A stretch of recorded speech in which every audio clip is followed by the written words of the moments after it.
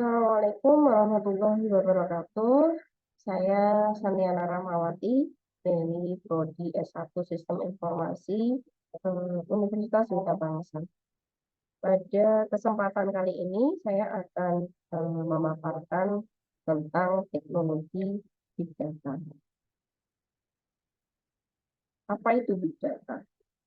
Eh, Big Data dapat didefinisikan berupa informasi yang sangat besar yang memiliki beberapa karakteristik, yaitu dari sisi volume memiliki jumlah data yang besar, kemudian dari velocity yaitu mempunyai kecepatan proses yang tinggi, dan variety mempunyai keberagaman jenis data yang kompleks, di mana beberapa informasi ini diolah menggunakan teknologi maupun pemrograman tertentu sehingga menghasilkan valuable knowledge atau pengetahuan yang bernilai, di mana valuable knowledge tersebut akan melahirkan sebuah wisdom atau kebijakan bagi suatu organisasi, di mana yang bisa dimanfaatkan untuk perkembangan atau kebaikan suatu organisasi tersebut. Kenapa Big Data? Kita bisa lihat berdasarkan grafik yang tampil di layar ini ya. Big Data itu ketika kita akses ini ketika tergeser semakin ke kanan, mempunyai data volume yang dari gigabyte berubah ke terabyte, berubah ke petabyte, kalau mempunyai volume data yang besar, kemudian data velocity yang kebutuhan pemrosesan datanya itu dari yang antrian, kemudian mendekati real time hingga real time, dan varietas atau jenis-jenis datanya yang dari yang database terstruktur kemudian menjadi yang semi struktur berupa teks, PDF, Word, Excel, dan sebagainya, sampai dengan yang unstructured data atau yang tidak terstruktur berupa gambar, smartphone, metrik, sosial media, dan sebagainya. Semakin aksesnya ditarik ke menjauh, semakin ke kanan, semakin menjauh, maka kita membutuhkan teknologi big data. Dan ketika kebutuhan bisnis itu butuh adaptasi yang cepat perubahannya, maka disitulah kita membutuhkan big data. Dari fenomena ini semua sebetulnya bisa memunculkan masalah. Apa itu masalah? Masalah yang bisa timbul dari big data itu bisa dikenal sebagai data delage, yaitu suatu fenomena di mana pertumbuhan datanya itu sangat cepat itu, dan kemampuan memproses dan menganalisisnya itu tidak lajunya tidak seimbang. Jadi lebih cepat laju datanya ketimbang proses menganalisisnya. Jika dari gambar ini bisa kita ibaratkan data itu seperti hujan lebat, maka teknologi big data itu adalah payung yang terbalik ini, suatu teknologi yang bisa menangkap data, menyaring data, kemudian untuk dikumpulkan, untuk dihasilkan menjadi sesuatu yang informasi bermakna, atau air tadi dikumpulkan, kemudian bisa dialirkan untuk mengairi tanaman sehingga tanamannya berbuah atau berbuah. Inilah yang namanya teknologi big data, yaitu pengumpulan atau penganalisan data yang besar untuk menghasilkan suatu informasi yang bermanfaat. Teknologi big data. Teknologi big data itu adalah teknologi khusus yang diperuntukkan untuk menangani masalah big data, baik dari masalah volume, baik dari pemrosesannya, penyimpanannya, kemudian velocity tadi disebutkan, menggunakan apakah data itu diproses dan dihasilkan secara antrian atau batch atau stream atau real time. Kemudian apakah masalah datanya berupa kompleks, jenis datanya berbagai kompleks, maka kita menggunakan teknologi big data untuk mengolah. Di sini ada beberapa platform yang biasa digunakan untuk beberapa jenis atau peruntukan. Ada 4 kelompokan dari general purpose, itu ada platform Hadoop, Spark, Flink, dan Test. Sedangkan dari Big SQL System ada Hive, SQL, Impala, Hive, dan seterusnya. Dan Big Graph ada Graphic, Graphlect, Tegel, dan Big Stream ada Storm, S4, Infosphere, Streams, dan Flink. Arsitektur teknologi Big Data. Untuk mengatasi masalah Big Data, teknologi Big Data bukanlah suatu teknologi tunggal. Jadi ada kumpulan beberapa arsitektur yang digunakan, yang dapat saling berhubungan untuk menyajikan atau membuat atau teknologi itu bisa berjalan. Bisa ditampilkan pada gambar yang tampil ini ya. Ada S, M, E, L, B, S, C. Pada gambar ini bisa kita lihat S itu mewakili data, source dari big data. Bisa berbentuk unstructured, bisa semi-structured, atau bisa structured macam-macam. Kemudian data-data ini diserap atau dikumpulkan, bisa langsung diproses, bisa menggunakan mediator. Nah, proses pengumpulan data ini juga berdasarkan prosesnya, maka dipisah menjadi ada 2, yaitu yang menggunakan mediator dan yang menggunakan proses. Proses ini berarti aplikasi yang dibuat khusus untuk memproses big data. Kemudian kalau mediator berarti aplikasi yang memang sudah jadi sebagai mediator atau middleware. Kemudian berdasarkan jenis data. Jenis data untuk prosesnya ada 2 juga, yaitu proses yang batch atau antrian, atau yang langsung atau real time processing. Sedangkan jika dilihat dari data yang diproses, nanti juga dapat dikelompokkan menjadi 2, yaitu data in rest, yaitu pemrosesan data yang sudah tersimpan di BS di media penyimpanan, atau data in motion stream processing.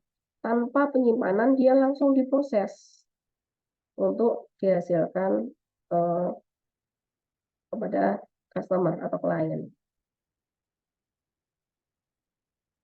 Dari pemrosesan terhadap data stream berasosiasi dengan online atau real-time processing. Sedangkan pemrosesan terhadap data in rest berasosiasi dengan pemrosesan batch atau antrian.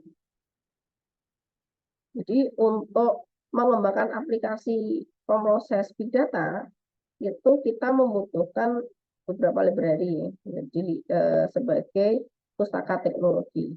Jadi nanti dari sumber diproses, kemudian disimpan ke library atau data library. Kemudian ada juga yang source disimpan setelah diproses menggunakan middleware, disimpan ke dalam big data, yang selanjutnya disimpan lagi, diproses lagi untuk selanjutnya disajikan kepada customer atau konsumen. Itu ekosistem selanjutnya, ekosistem Hadoop.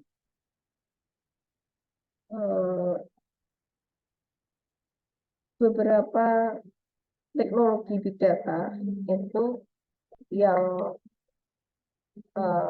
maksud saya teknologi big data yang sangat populer saat ini adalah teknologi Hadoop.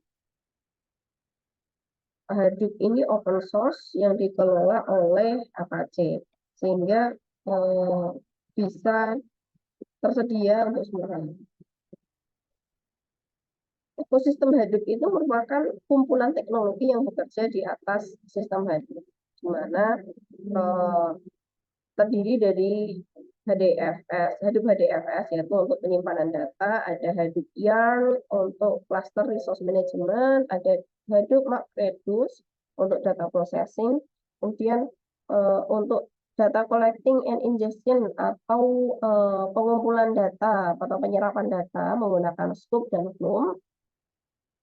Kafka juga sebetulnya bisa digunakan untuk collecting data. Kenapa di sini dipisah? Karena Kafka lebih ke collecting data untuk yang streaming, yang data secara real time ya, secara online.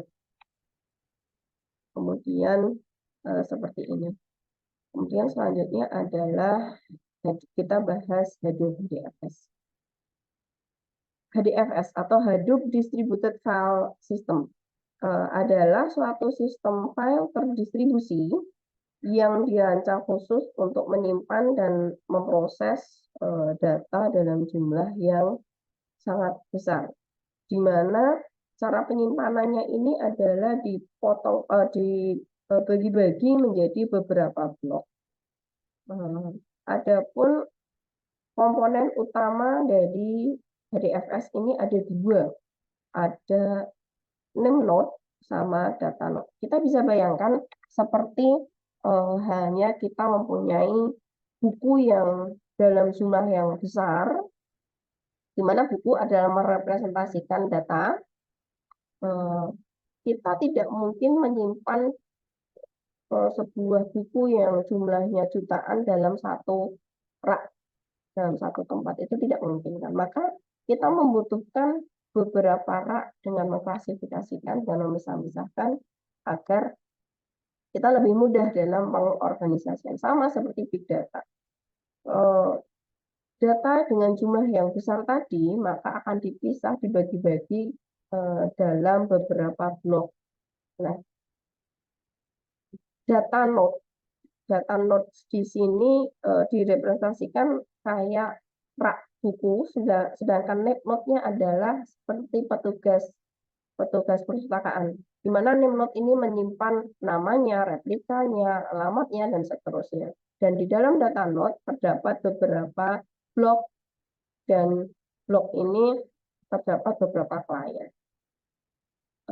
Seperti ini kurang lebih arsitekturnya. Selanjutnya adalah Hadoop MapReduce. Hadoop MapReduce merupakan framework pemrograman terdistribusi yang dapat diterapkan terhadap data yang tersimpan pada HDFS.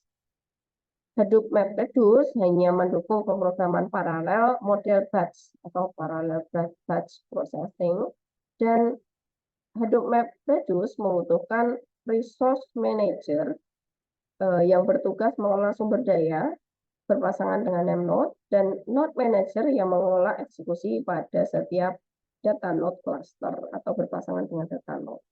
Cuman versi terakhir dari MapReduce menggunakan Yarn sebagai resource manager. Sebelumnya sudah tadi digambarkannya. Nah, ini dibedakan untuk cluster resource management. Sebelumnya data processing itu adalah MapReduce, cuman berkembang menjadi sekarang yang digunakan adalah Yarn sebagai cluster resource management. Oke, tadi sudah dijelaskan singkat tentang HDFS dan MapReduce ya. Selanjutnya dari Hadoop ekosistem ini beberapa platform itu seperti Pig itu digunakan untuk data big data yang digunakan untuk scripting. Kemudian ada Hive. Hive itu big data yang